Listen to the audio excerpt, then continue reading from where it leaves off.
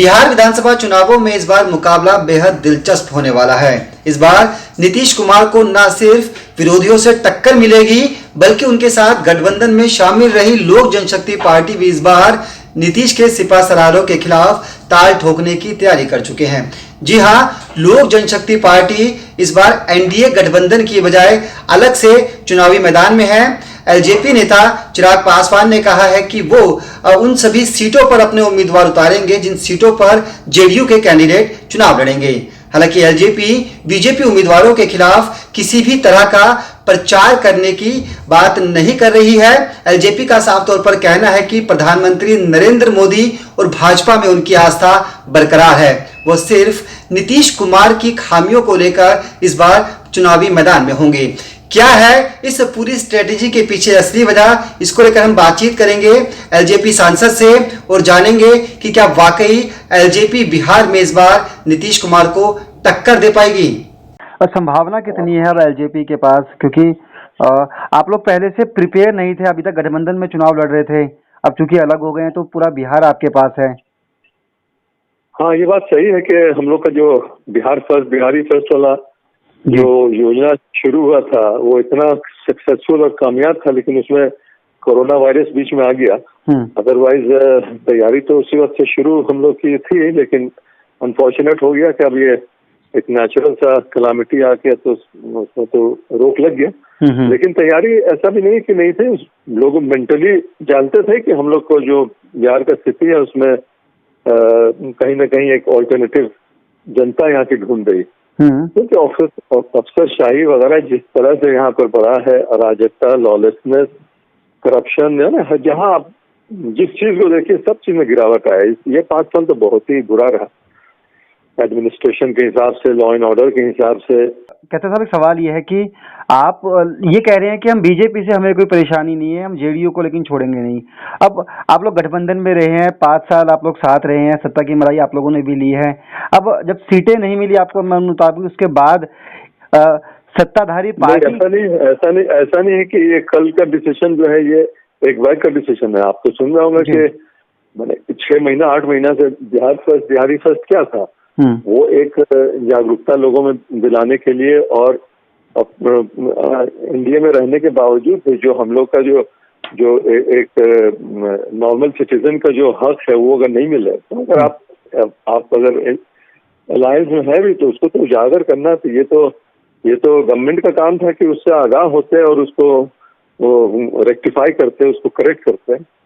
सिर्फ तो सीट कैसे साहब, सिर्फ सीट ना मिलना आपकी एक नाराजगी थी? आपको लगता था कि 5 साल के दौरान कई ऐसे मुद्दे रहे हैं जो आपको लगा कि मन मुताबिक मुद्दे रहे हैं? 5 साल से मुद्दा रहा नहीं तो चिराग जी इतना मेहनत क्यों कर रहे थे शुरू, मैंने जो इतने गर्मी में मार्च अप्रैल में दिन भर रैली में जा करके और मीटिंग करना, ये अगर सब हम लोग अलायंस के भरोसे रहते तो इतना मेहनत करने की क्या जरूरत थी। लेकिन लोगों में एक आक्रोश था कि हर चीज में गिरावट आया है, हर स्टैंडर्ड में गिरावट है, इसी को और जब रैली में गए तो और भी पता चला कि कितना आक्रोश है। तो हम लोग मेंटली तो ये थे कि भाई हम लोग को कुछ ना कुछ करना है, अपने पैर पर भी खड़ा। पार्टी हमेशा अलायंस में अपने हमको मजबूत रहेंगे तो अलायंस में रहेंगे तो हम लोग कुछ होगी, इसलिए अपने पार्टी को मजबूत करना था। आप अलायंस में रहें, बाहर रहें, कुछ रहे नहीं रहे, लेकिन अपनी पार्टी को मजबूत तो करना सबका दायित्व है। यह चिराग पासवान जी ने किया, उसकी कोशिश की और देखिए रिजल्ट अच्छा है। एक सवाल ये है कि खबर ये है कि आप लोग चुनावों के बाद बीजेपी को समर्थन दे सकते हैं। ऐसे में क्या जब चुनाव आप लोग लड़ेंगे तो जहां पर बीजेपी के उम्मीदवार होंगे वहां पर आप डमी कैंडिडेट उतारेंगे, सॉफ्ट उम्मीदवार उतारेंगे? देखिए, ये सब स्ट्रैटेजी बैठ करके कुछ तय हो, क्योंकि कैसे क्या करेंगे ये हम लोगों ने तो राष्ट्रीय अध्यक्ष जी को सब किया ही है, लेकिन जाहिर सी बात है कि वो अकेले तो निर्णय लेंगे नहीं, सबसे पूछ करके राय मशवरा करके कौन कैंडिडेट कहाँ पर देना है। जैसे हम लोग के क्षेत्र में हो गया तो कम से कम हम लोग से तो राय लिया ही जाएगा कि भाई कौन कौन कैंडिडेट ठीक रहेगा, किसका जीतने का संभावना है, कौन समीकरण ठीक रहेगा। ये सब तो बात होगी, आजकल में टाइम भी नहीं है, इसीलिए आजकल में सब हो करके तय होगा।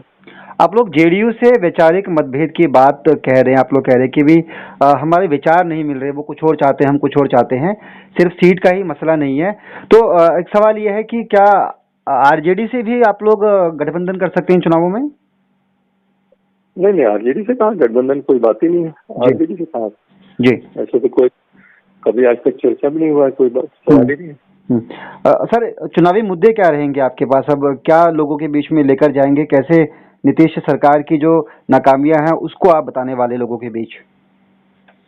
जाहिर सी बात है कि बिहार में जो बिहारी हैं उनके साथ जो कठिनाई हुई है, एडमिनिस्ट्रेशन का हो, लॉ एंड ऑर्डर का हो, जैसा हमने बताया, तो मजदूर सब जब लौट रहे थे लॉकडाउन के टाइम में, उनकी परेशानी, और जिस तरह से जनरल एक माहौल बिहार का बना हुआ है कि अफसरशाही तो इस तरह है कि हम लोग का बात एमपी है, हम लोग का बात कोई सुनता नहीं, सही बात बोलिए, हम लोग तो गलत बोलते भी नहीं है जी, सही बात बोलिए, कुछ नहीं, आप थाना में चले जाइए, जिसका मर्डर हुआ उससे पैसा लेगा तब फायर करेगा जी। ये तो यहाँ का ये नॉर्मल हो गया। आपने मर्डर की बात कही, बिहार में वो जो कार्यकर्ता है, पदाधिकारी, उनके मर्डर का मामला खासा सुर्खियों में है। उनकी पत्नी कहती है कि इसमें आरजेडी के बड़े नेता शामिल हैं। वो तो खैर अपना छानबीन का मामला, उसमें हम कुछ नहीं करेंगे। ये मैटर हमें इन्वेस्टिगेशन में है या सब जुडिस होगा तो उसमें हम लोग क्या, तो इन्वेस्टिगेशन होगा, जो होगा सच्चाई होगा वो सामने आएगा। आपको लगता है विपक्ष आपको टक्कर दे पाएगा? आरजेडी, कांग्रेस, सीपीएम, ये भी तमाम बड़े चेहरे मैदान में उतार रहे हैं, टक्कर मिलेगी वहां से? चुनाव है, चुनाव में तो सब लोग अपने अपने अच्छे कैंडिडेट को देख कर तो देंगे। चुनाव है तो किसी के लिए बहुत आसान तो नहीं रहेगा। सही बात है कि चुनाव है, इसमें देखा जाए, लेकिन हम लोग के मुद्दे बहुत स्ट्रांग हैं और पब्लिक से के सेंटिमेंट को रेजोनेट करता है, इसीलिए हम समझते हैं कि बहुत अच्छा रिजल्ट होगा हम लोगों का। एक सवाल यह है कि आप लोग बीजेपी का विरोध नहीं कर रहे, क्योंकि आप भी कह रहे हैं, आपके बड़े नेता भी कह रहे हैं कि बीजेपी से हमें कोई नाराजगी नहीं है। जब चुनाव कैंपेन चलेगा तो क्या बीजेपी के नेताओं के साथ मंच साझा करेंगे? प्रधानमंत्री नरेंद्र मोदी को अपनी चुनावी रैली में आप लोग बुलाएंगे या दूसरे बीजेपी के नेताओं को?